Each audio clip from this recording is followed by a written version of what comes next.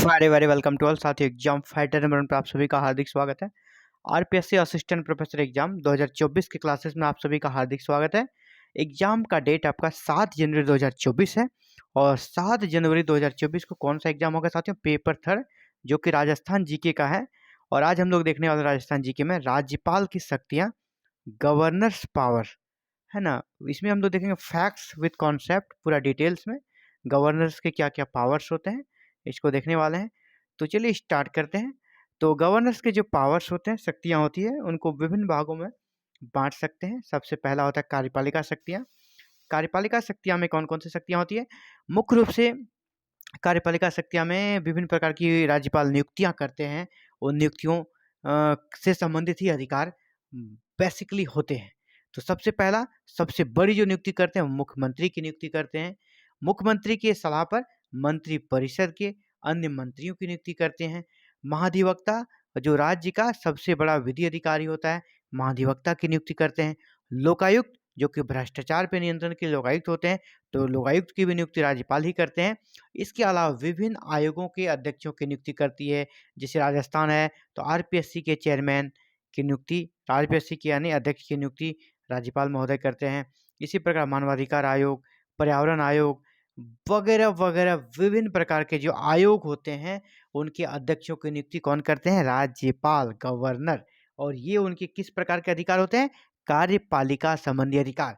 कार्यपालिका मैंने कहा था पिछले क्लास में साथियों, कार्यपालिका क्या होता है?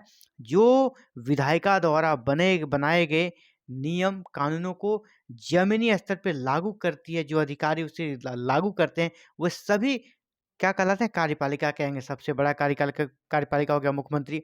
इसके अलावा जो आईएएस आईपीएस है, सभी कार्यपालिका के अंग होते हैं। तो यहाँ पर कार्यपालिका में भूमिका निभाने वाले बड़े बड़े पदों पर जो आसीन होते हैं, उनकी नियुक्ति राज्यपाल महोदय के द्वारा होती है और ये उनके कार्यपालिका संबंधी शक्तियाँ हैं। और इसी में एक आर्टिकल 166(2), आर्टिकल 166(2) बहुत ही महत्वपूर्ण है। यह क्या करता है? ये राज्यपाल को इसमें राज्य प्रशासन के संचालन हेतु कार्यविधि और नियम बनाना। आर्टिकल 162 के तहत राज्यपाल को अधिकार है राज्य के प्रशासन के संचालन के लिए कुछ नियम बनाना, कार्य विधि बनाना, है ना। ये कार्यपालिका संबंधी अधिकार है। और सबसे मेन अधिकार उसका विधायिका संबंधी अधिकार, जो कि ज़्यादा है। विधायिका संबंधी अधिकार से प्रश्न ज़्यादा आते हैं और इनका अधिकार भी वहाँ पे बहुत हैं, तो आपको उसमें ज़्यादा ध्यान देना है कि राज्यपाल के विधायिका संबंधी या विधायी अधिकार क्या है ना। तो सबसे पहला आर्टिकल 168। 168 क्या है? राज्यपाल विधानमंडल का अभिन्न अंग होता है। जी हाँ, विधानमंडल जो होता है, किसी राज्य में विधान परिषद और विधानसभा दोनों होती है। और वो जो विधानसभा और विधान परिषद मिलकर विधानमंडल का निर्माण करती है। लेकिन इसमें आपका राज्यपाल भी होता है। 3 अंग होते हैं विधानमंडल के। 3 अंग होते हैं। कौन-कौन हो गए आपके? सबसे पहले राज्यपाल, फिर विधानसभा और विधान परिषद। किसी-किसी स्टेट में जहाँ विधान परिषद नहीं होता है, वहाँ विधानमंडल के सिर्फ 2 ही अंग होते हैं। पहला गवर्नर, गवर्नर हो गया, और दूसरा लेजिस्लेटिव असेंबली, विधानसभा। यानी 2 ही होते हैं। यानी कि राज्यपाल विधानमंडल के अभिन्न अंग होते हैं। जैसे अगर कोई कानून बनता है तो पहले उसे विधानसभा से पारित करना होता है और फिर उसमें राज्यपाल का साइन होता है। उसके बाद ही वह विधेयक अधिनियम बन पाता है, वह बिल कानून का रूप ले पाता है। अगर विधान परिषद भी है तो विधानसभा से पास होगा पहले बिल, इसके बाद विधान परिषद में जाएगा और विधान परिषद के बाद फिर राज्यपाल का सिग्नेचर होगा, अप्रूवल मिलेगा, तभी वह कानून बन पाता है। यानी यह जो है विधानमंडल का अभिन्न अंग होता है। आर्टिकल 168 के तहत आपसे प्रश्न पूछा जाएगा, राज्यपाल विधानमंडल का अभिन्न अंग होता है, यह किस आर्टिकल में कहा गया? तो आर्टिकल 168 में। इसी प्रकार आर्टिकल 171 का 3, आर्टिकल 171 का 3 बहुत ही इंपॉर्टेंट है। विधान परिषद के 1/6 सदस्यों की नियुक्ति राज्यपाल करता है। विधान परिषद में जितने मेंबर होते हैं, मान लीजिए किसी विधान परिषद में अगर 60 मेंबर है ना, 60 है, तो उसके 1/6, तो कितना हो जाएगा 10। तो 10 की नियुक्ति कौन करेंगे? कौन करेंगे? मनोनीत कौन करेंगे? तो राज्यपाल करेंगे। 1/6 है ना, 1/6 सदस्यों को जो मनोनयन करते हैं वो राज्यपाल महोदय करते हैं। ये उनका अधिकार है। किस आर्टिकल के तहत? 171(3) के तहत। आगे बढ़ते हैं, आर्टिकल 174 के बारे में बात करते हैं। आर्टिकल 174 के तहत राज्यपाल क्या करता है? विधानसभा का सत्र आहूत करता है, मीन्स बुलाता है, या सत्रावसान करता है, या सत्र को समाप्त करता है। आर्टिकल 174 के तहत राज्यपाल को क्या अधिकार है? विधानसभा का सत्र को बुला सकता है, या सत्र अगर चल रहा है तो उसको स्थगित कर सकता है, सत्रावसान कर सकता है। यह आर्टिकल 174 के तहत राज्यपाल महोदय को अधिकार प्राप्त है। राज्यपाल की अन्य विधायिका शक्तियां में जो है वो, जैसे 174 में हमने क्या देखा कि विधानसभा के सत्र को आहूत कर सकता है, विधानसभा के सत्र का सत्रावसान कर सकता है, यानी बैठक को बुला सकता है, बैठक को भंग भी कर सकता है। तो आर्टिकल 174 का ही एक पार्ट है 174(1). इसमें कहा गया है कि जो विधानसभा का जो बैठक होगा उनके बीच कम से कम अधिकतम 6 माह का अंतर होना चाहिए, यानी 6 माह से अधिक का अंतर नहीं होना चाहिए, यानी 6 माह के अंदर दूसरा बैठक कर लेना है। तो यानी 1 साल में कम से कम 2 बैठक अनिवार्य है। 3 बैठक हो जाए बहुत अच्छी बात है, लेकिन 2 बैठक होनी ही होनी है। 6 माह से अधिक का अंतर नहीं होना चाहिए 2 बैठकों के बीच विधानसभा का, ऐसा कहा गया आर्टिकल 174(1) में। तो राज्यपाल इसका ध्यान रखते हैं कि कहीं पिछला बैठक और अगली बैठक के बीच 6 माह से ज़्यादा का अंतर ना हो जाए। आर्टिकल 174(2) को, है ना, 174(2)(a) इसको कह सकते हैं, या 174(2) को में राज्यपाल विधानमंडल का सत्रावसान करता है। जैसे 174 में हमने क्या देखा? सत्र को आहूत करता है, या सत्र को कह सकते हैं सत्रावसान करता है। तो 174(2) को के तहत वो सत्रावसान करता है, सत्र को कह सकते हैं कि स्थगित कर देता है। इसी प्रकार 174(2) ख, 174(2) क था, यहाँ 2 ख है। 174(2)(b) राज्यपाल विधानसभा का विघटन कर सकता है, विधानसभा का ही विघटन कर सकता है। जैसे उसे लगे कि नहीं, सरकार अल्पमत में है, सरकार को बहुमत नहीं है, वह और उसे मौका भी देती है बहुमत साबित, उसके बाद भी अगर नहीं कर पाती है सरकार बहुमत को साबित, तो क्या करती है? विधानसभा को ही विघटित कर देती है, ताकि नया फिर से चुनाव हो सके। तो 174(2) ख या 2(b) के तहत ऐसा राज्यपाल को अधिकार है। इसी बात चलिए, आर्टिकल 175(a) क्या है? आर्टिकल 175(a) या 1, आर्टिकल 175(a) क्या कहता है? विधानमंडल के किसी सदन संयुक्त बैठक में अभिभाषण दे सकता है। यानी राज्यपाल को यह अधिकार है कि वह विधानमंडल के किसी सदन, या तो विधानसभा में या विधान परिषद में, विधानमंडल के 2 अंग होते हैं, विधानसभा भी होता है, विधान परिषद भी होता है, वह किसी सदन में जाकर अपना भाषण दे सकता है, अभिभाषण रख सकता है, या संयुक्त दोनों में, विधानसभा और विधान परिषद के संयुक्त जो बैठक है वहाँ पर भी वो अभिभाषण दे सकता है। ऐसा अधिकार उनको 175(a) या 1 के तहत मिला है। आर्टिकल 175(1) के तहत ऐसा अधिकार राज्यपाल को मिला है। इसी प्रकार आर्टिकल 176 क्या है? 176 राज्यपाल का विशेष अभिभाषण होता है। यह कब होता है? राज्यपाल का विशेष अभिभाषण मंत्रिमंडल के द्वारा इसे तैयार किया जाता है। जैसे बजट सत्र के पहले, या कह सकते हैं बजट पेश करने से पहले उस बजट के संबंध में विशेष अभिभाषण देते हैं गवर्नर। ये जो होता है ये आपका राज्य मंत्रिमंडल, हालांकि उसको निर्माण करती है राज्य मंत्रिमंडल ही बनाती है, लेकिन ये अभिभाषण जो देती है वो आर्टिकल 176 के तहत देती है। इसी प्रकार आर्टिकल 200 क्या कहता है? विधेयकों को अनुमोदित करना, इसे वीटो शक्ति भी कहा जाता है। जब कोई विधेयक विधानसभा और विधान परिषद से पारित हो जाती है, या जहां विधान परिषद नहीं है, सिर्फ विधानसभा से ही पारित हो जाती है, तो वह कहाँ जाता है? राज्यपाल के पास। राज्यपाल उसे अप्रूव करती है, अनुमोदित करती है।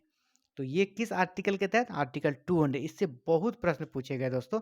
आर्टिकल 200 कि राज्यपाल किस आर्टिकल के तहत, किस अनुच्छेद के तहत विधानसभा से पारित विधेयकों को अनुमोदित करता है या उसे स्वीकृत करता है? तो यह आर्टिकल 200। और इसे राज्यपाल की वीटो की शक्ति भी कहा जाता है, वीटो पावर भी कहा जाता है, क्योंकि इसके में ये कभी नहीं है कि वो कितने दिनों के बाद विधेयक को वापस करेगा। तो इसके तहत कभी-कभी क्या करते हैं गवर्नर महोदय उसको रख लेते हैं अपने पास, है ना? और जब विशेषकर विपक्षी में पार्टी की सरकार हो जो केंद्र के अगेंस्ट में काम करती हो, क्योंकि राज्यपाल जो है केंद्र के इशारे पर ही अधिकतर काम करती है। उस मामले में वीटो पावर का इस्तेमाल कर सकते हैं राज्यपाल महोदय। ये राज्यपाल का वीटो शक्ति है आर्टिकल 200 के तहत। राज्यपाल की एक महत्वपूर्ण शक्ति अध्यादेश जारी करने की शक्ति, अध्यादेश जारी कर सकती है आर्टिकल 123 के तहत। अध्यादेश क्या होता है? जब विधानसभा का सत्र नहीं चल रहा हो और कानून बनाना जरूरी हो, विधानसभा का सत्र नहीं चल रहा हो और कानून बनाना जरूरी हो, तो राज्यपाल के कर सकते हैं आदेश से ही कानून बन जाता है, और इसे राज्यपाल का अध्यादेश कहते हैं। अध्यादेश की अवधि 6 मंथ होती है। अध्यादेश की अवधि कितनी होती है? 6 मंथ। लेकिन अगर विधानसभा का सत्र आरंभ हो जाए तो यह अवधि केवल 42 दिन यानी 6 सप्ताह की होती है। जब सत्र नहीं चल रहा हो, उस समय कानून बन गया हो अध्यादेश के माध्यम से, ये 6 माह वैलिड रहेगा, और जब सत्र आरंभ हो गया तो फिर इसे 42 दिनों के अंदर ही इसे कर सकते हैं। फिर पूरा विधानमंडल से इसको अनुमोदन लेना होगा, ये तभी परमानेंट कानून बनेगा, नहीं तो फिर उसके बाद समाप्त हो जाएगा। यानी अध्यादेश की अधिकतम अवधि कितनी हो सकती है साथियों? 6 माह 6 सप्ताह। 6 माह 6 सप्ताह यानी 6 माह 42 दिन अधिकतम तक वो कर सकते हैं, जिंदा रह सकता है वो अध्यादेश। हालांकि इस अवधि में जो काम होंगे वो फुल्ली वैलिड रहेगा। ऐसा नहीं कि अध्यादेश खत्म हो गया तो वो जो कार्य हुआ वो कभी खत्म हो जाएगा, नहीं, वो सब वैलिड रहता है। वित्तीय शक्तियाँ क्या हैं?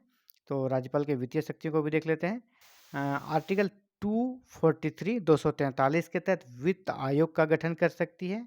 राज्यपाल वित्त आयोग का गठन करती है। इसके अलावा उसके अन्य वित्तीय अधिकार में धन विधेयक की अनुमति देती है। धन विधेयक राज्यपाल के अनुमोदन के बाद ही विधानमंडल में पेश किया जाता है। विधानमंडल में पेश करने से पहले राज्यपाल से अनुमोदन लेना पड़ता है वित्तीय विधेयक के मामले में।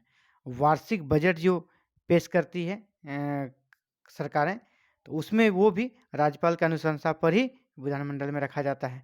यानी पहले राज्यपाल की अनुशंसा चाहिए धन विधेयक में और बजट में। इसी प्रकार राज्य के आकस्मिक निधि जो था कंटीजेंसी फंड, वहाँ पर भी नियंत्रण रहता है गवर्नर का, राज्यपाल का। राज्यपाल की अन्य शक्तियों में हम लोग यहाँ देख लेते हैं। अन्य शक्तियाँ भी कुछ हैं जो कि कार्यपालिका विधायिका संबंधी शक्तियों के अलावे भी कुछ शक्तियाँ होती हैं। कुछ शक्तियाँ जैसे आर्टिकल 161, आर्टिकल 161 के तहत क्षमादान की शक्ति होती है। यानी अगर किसी को सजा हो गया है किसी मामले में तो उसको राज्यपाल क्षमा कर सकते हैं, उनकी सजा को कम कर सकते हैं, स्थगित कर सकते हैं, लेकिन 2 चीज़ें मृत्युदंड और कोर्ट मार्शल को छोड़कर। अगर कोर्ट मार्शल हो गया है या मृत्युदंड हो गया है तो उस समय वो नहीं कर सकते हैं। आर्टिकल 217, आर्टिकल 217 यहाँ पे क्या होता है? राज्य उच्च न्यायालय के न्यायाधीशों के नियुक्ति में राष्ट्रपति को सलाह देता है। आर्टिकल 217 217 के तहत राज्य में जो उच्च न्यायालय होते हैं वहाँ न्यायाधीशों की नियुक्ति हालांकि राष्ट्रपति करते हैं, ये पता ही है, लेकिन राष्ट्रपति इन नियुक्तियों में राज्यपाल से सलाह लेते हैं और राज्यपाल आर्टिकल 217 217 के तहत सलाह देते हैं कि इनकी नियुक्ति होनी चाहिए या नहीं होनी चाहिए। आर्टिकल 233 233 इसके तहत क्या होता है? राज्यपाल जिला न्यायाधीशों की नियुक्ति करता है। यानी जिला न्यायाधीशों की नियुक्ति कौन करता है? राज्यपाल। किस आर्टिकल के तहत? तो 233 के तहत। स्वविवेक संबंधी भी कुछ शक्तियां हैं राज्यपाल को, गवर्नर महोदय को। सबसे पहला है आर्टिकल 167। इसके तहत अगर किसी चीज़ के बारे में मुख्यमंत्री से उसको जानकारी चाहिए, किसी विधेयक के बारे में, किसी भी मैटर के बारे में, वो मुख्यमंत्री से सूचना मांग सकता है। मुख्यमंत्री को सूचना देना पड़ेगा, है ना? तो ये आर्टिकल 167 राज्यपाल को अधिकार देता है कि वह संबंधित विषय में मुख्यमंत्री सीएम से सूचना मांग सकता है। आर्टिकल 201, आर्टिकल 201 ये क्या करता है? विधेयक को राष्ट्रपति के अनुमोदनार्थ भेजना। जब कोई ऐसा बहुत ही महत्वपूर्ण विधेयक हो या उसमें अनुमति देना नहीं चाह रहे हो गवर्नर, तो वो क्या करता है? इसको राष्ट्रपति के अनुमोदनार्थ राष्ट्रपति के पास भेज देता है विधेयक को। कौन सा? आर्टिकल 201 के तहत, अनुच्छेद 201 के तहत। ये स्वविवेक का उनका अधिकार है, ये उनका स्वविवेक संबंधी अधिकार हो गया। आर्टिकल 356 बहुत ही पॉपुलर, आप जानते हैं, राज्यपाल राष्ट्रपति शासन की अनुशंसा कर सकता है और उस राज्य में राष्ट्रपति शासन लागू हो जाएगा और अप्रत्यक्ष रूप से राष्ट्रपति का शासन वहाँ प्रारंभ हो जाएगा राज्यपाल के माध्यम से। तो ये था साथियों राज्यपाल के जो शक्तियाँ होती हैं, राज्यपाल के पावर्स होते हैं, गवर्नर्स पावर को हम लोगों ने देखा। और कल मिलते हैं एक नई क्लास में।